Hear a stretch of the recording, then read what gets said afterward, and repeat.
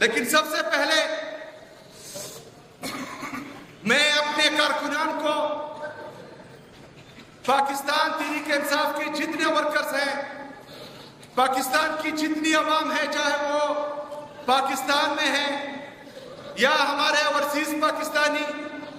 जो पाकिस्तान का कीमती असासा है, उनको यकीन दिलाता हूं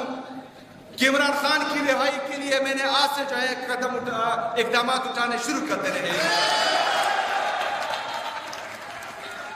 इमरान खान के साथ साथ उनकी अहलिया बुशरा बीबी जो एक गैर सियासी और पर्दादार खातून है, उनको सिर्फ और सिर्फ इमरान खान को झुकाने के लिए जेल में रखा गया है। उसके साथ साथ हमारे जितने भी पाकिस्तान तहरीक-ए-इंसाफ के असीरान हैं जो इस वक्त नाहक कैद में हैं, उन सबको ये पैगाम देता हूं इंतहाई आजिज़ी के साथ कि इंशाअल्लाह ताला